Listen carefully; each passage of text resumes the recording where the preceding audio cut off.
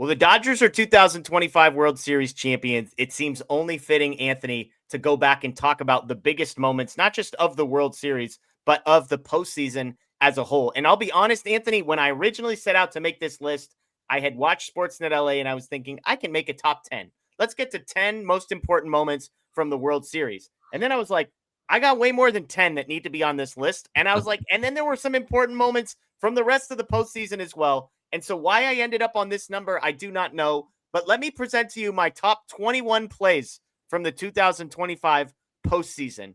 I'm going to start at the top and then we'll roll down. And I created the list. You are allowed to react. Tell me what you think about this. But number one to me was the easiest decision on this entire list. Actually, let me rephrase that. Was not the easiest decision in real time.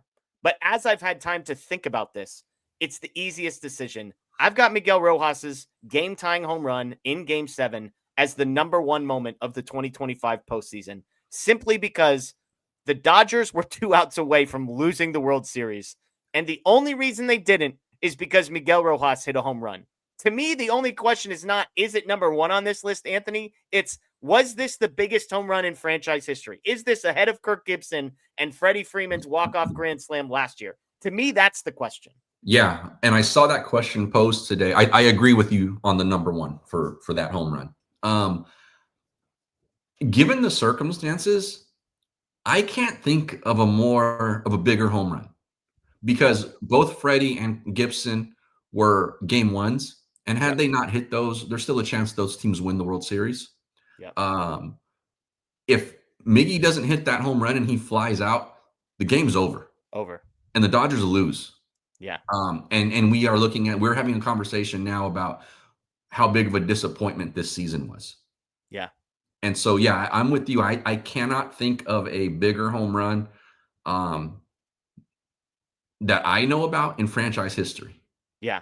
And I think it's not as iconic. And I think we can separate these two things. Like, I think Kirk Gibson's home run is more iconic.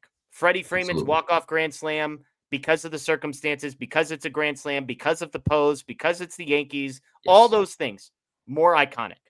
But as far as the most important home runs in postseason history, Dodgers history, this is the only one that you can draw a straight line from. If this doesn't happen, they lose. And so for that reason, Miguel Rojas is number one on my list. I'm curious for you, what would be number two on this list? And keep in mind, I would say that some of these are individual plays and some of these are kind of like extended performances in the midst of a game. That would be my hint to what some of these options might be. What would you have number two on your list? Up until yesterday, up until Game 7, my number two would have been Shohei Ohtani's Game 4 against the Brewers. Okay. It's not that anymore after Game 7. It is Yoshinobu Yamamoto's extended performance throughout the entirety of this postseason. Yeah. I broke up performances by game and I tried to stick to play, but I have Yamamoto's Game 7 performance in particular as the number two moment from the 2025 postseason, because coming back on no day's rest, getting them 8 outs, getting the ground into a double play to end it.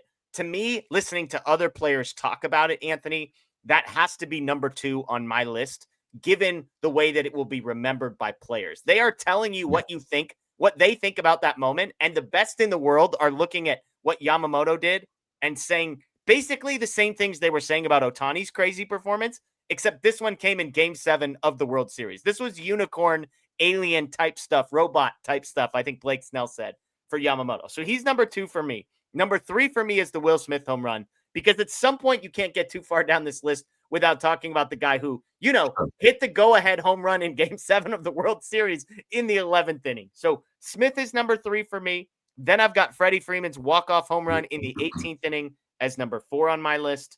And then number five, I've got the Game 6 game-ending double play. So those are my top five. Rojas home run, Yamamoto Game 7. Postseason, and Ohtani's greatest baseball game ever played isn't on it. Say those two again. That's your top five that's postseason, right? Postseason, not just as a whole. Those five are on this ahead of Ohtani's greatest performance ever, because I think the question that you have to do is, like, how do you weight the fact that Ohtani's greatest game ever came in the NLCS and not the World Series. And all of these, every play I just said was either a walk-off home run in the 18th inning or happened in game 6 or 7 with the team on the verge of elimination. And that's fair. But then you can, like, by that context, there's a whole bunch of, there's 17 other plays in game 7. I think that could go on this list. Ohtani's was like unquestionably the greatest baseball game ever played by a single individual player. And then also, if we're talking, okay, well, it was like, it didn't come in the World Series. The guy got on base 9 times in one game in the World Series too. We're going to get there. Get there. And this is, again, I think it's how you weight. Absolutely. These are fun lists right here. Absolutely. Totally. I totally agree with you. So 5, I've got the game 6 game-ending double play.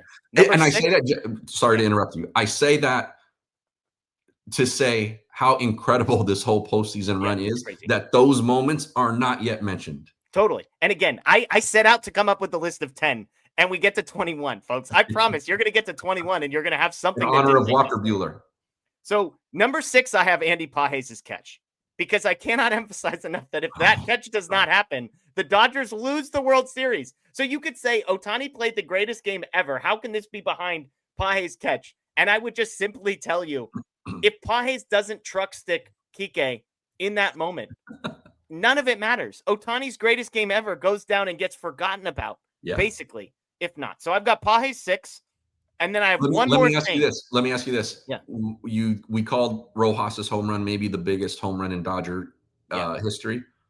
Is that catch the biggest defensive play in Dodgers history? I'm not a historian, so I'll preface that. I think the answer has to be yes. I can remember some iconic 2020 catches. Bellinger robbing a home run in dead center field off of Tatis. Mookie Betts making a couple plays up against the right field wall. Yeah. But to me, from a defensive play perspective, it's hard to argue because I can't. You cannot. If he doesn't catch it, they lose the World Series again. To that earlier point, you cannot separate it from the fact that the entirety of the World Series depended on that catch getting made. So for me, the answer is yes to that one. Number 7, the last thing I have before the greatest game ever played. Yes, that is number 8 on my list. And this is where you can tell me if it's crazy. I have Will Klein 7th. I can't move Will Klein 4 shutout innings in game 3 of the World Series and throwing more than 2 times more pitches than he's ever thrown in his life before. This is where you can tell me that has to go below Ohtani's greatest game ever, and I might be willing to listen. But Will Klein at 7, 4 shutout innings, that has to be there. That was an incredible performance. It's not even better than Ohtani's second best performance of this postseason. You might be right. But it was Will Klein, and I'm going to remember it. And as I've said sometimes before, this is my list. So that's what we're going with. 8th is the first moment we get to that was not the World Series. I will say real quick, and I know I keep interrupting you because these things keep popping into my head as we go. But to Will Klein being on this list, I'm so, aside from, like, obviously we want the Dodgers to win the World Series, I'm so glad that they won so that Will Klein's performance is not in vain and forgotten about. It will now live on in Dodger lore forever. Because of the context of who he is, what the game was, all of that stuff. But had they lost this, no one would have even remembered that in 2 years. Totally agree. And I said the same thing about Freddie Freeman's home run in the 18th inning. Like Max Muncy's home run in the 18th inning from a number of years ago. It's like, oh yeah, that happened. I remember. I don't even look at that fondly because of how the rest of that series went. Exactly. So number 8, and people are going to hate this, is Ohtani playing the greatest game ever. This is the NLDS game 4. 3 home runs, 10. Was it NLDS or NLCS? CS, excuse me. NLCS game 4, 3 home runs, 10 strikeouts from one player. Pretty good. Number 8 on my list. Argue about it in the comments below. Apologies if I offended you. Number 9 on this list is Shohei Ohtani reaching 9 times in game number 3. He had 2 homers. He had 2 doubles. He was walked 5 times. One of the best offensive performances ever in the World Series, if not the best offensive performance in the World Series. So again, should be higher. I don't know what I'm taking off. Number 10 for me is Yamamoto's complete game in game 2 of the World Series. Back-to-back complete games, all of that. But in that moment, the Dodgers get smoked in game number 1. Let's not forget. For him to come back, Anthony, in game number 2 and throw a complete game, that's why Yamamoto gets a second moment in the top 10 for me. Yeah, and it was partly why I just lumped all of his together as the second best moment for me. But if we're separating them, I think for me, this would have to go higher, like in the top 5, because I think they got absolutely stunned in game one because you have a guy who you send to the mound to open the series who you think this guy could maybe get us 8, Yeah. and he gets blitzed. And now you're looking at in Toronto, if you lose this game, the World Series might be done. And he Yep. spins an absolute gem for you. Yeah. And so to the talk about the context mattering, I think this matters because I think if they lose that game, they probably don't win the World Series. So would that be higher than Ohtani's greatest game ever for you? Or Pages' catch? Or Freddie's home run? It's higher than Freddie's home run, absolutely, Okay. for me. Yeah. Okay. I think like the individual performance stuff, like Ohtani's, it's the greatest game ever played, and it happened in a post, like right. So like you have to put that high somewhere. But given the context with all of this, like I put that game 2 performance from Yamamoto in that top 5 because again I think that the World Series is done if he does not give them that. Because also those runs, they got to 5 runs I think in that game, but a few of those runs came a little later. Yeah. And I mean those were all high stress innings in terms of like where the game stood. Yeah. So here's my challenge to people too. Is put your list in the comments below and let's compare these because Anthony is not doing this and I respect what he is saying. It's easy to say that has to be top 5, that has to be top 5, that has to be top 5. And then all of a sudden you're going to have 12 things in your top 5. So yeah, for give sure. me a list below and then we could talk. So 10 is Yamamoto's complete game in game 2. Number 11 for me is Max Muncy hitting a home run in the 8th inning of game 7. It's going to be the forgotten home run. I'm trying to make it my mission that it is not forgotten. Yeah. Because if he does not hit that home run, the Dodgers most likely lose the World Series. Has to be in there. Number 12, probably a little high, but I'm biased. Clayton Kershaw escaping the bases loaded 2-out jam in game 3. If we're talking moments, the fact that it's Kershaw, the fact that he's coming into this game in Dodger Stadium with all that pressure, with literally no wiggle room whatsoever, and gets out of the jam, that's number 12 for me. Number 13 for me, Rojas' throw home in game 7 of the World Series. To your point, we talked, there's a lot of things that go into this, whether the guy should have been further off the bag, whether he should have gotten a better lead. Will Smith, by the way, sneaky moment, was this close to being the absolute GOAT of the World Series, and then it flipped and he became the other type of GOAT a few innings later when he hit the walk-off, or excuse me, the go-ahead home run. So I've got Muncy home run 11th, Kershaw bases loaded jam 12th, Rojas' throw home 13th. This is where we leave the World Series one more time. I'm not saying this was a great performance. The key is top plays, top moments. Pages grounding out to Owen Kerkering in game 4 of the NLDS. When you think back on this, you're going to remember that play. Nothing good happened from the Dodgers' perspective other than that they won. But to me, that's 14th and then 15th, and then I'll let you react, was the Teoscar to Tommy to Will relay to get the guy at home in game 3 of the World Series. So again, Muncy, Kershaw, Rojas' throw home in game 7, Kerkering NLDS game 4, and then the 3-man relay to throw the guy out at the plate by a mile in game 3. Yeah, I think the Kershaw stuff is the sentimental pick. It was obviously a big spot, but I think it's probably when discussing all of these things, like it's probably the sentimental spot in your lineup here. I would have Rocky's performance in that Phillies game above the Pages swinging bunt. We're gonna get there. It's on my list. It's in my top 21. Yeah. Just because of how incredible and I think almost kind of unexpected it was that he had to go get 9 outs and he was perfect. Yep, absolutely. 16th for me, Will Smith, game 2 home run in the World Series. I had forgotten about this one, admittedly. Gausman had retired 17 guys in a row in game 2. And then Will Smith, this was the Yamamoto game to your point.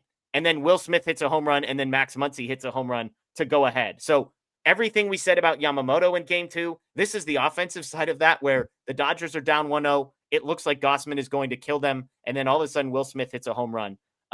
Big stuff there. Number 17, Tommy Edman throwing the guy out at third in game 3 of the World Series. That was a huge play, as well.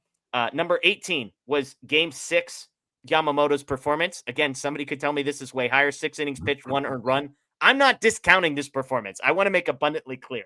Half of the plays above this feel like the entire World Series hinged on it. This was in the same vein. 6 innings, 1 earned from Yamamoto in game 6.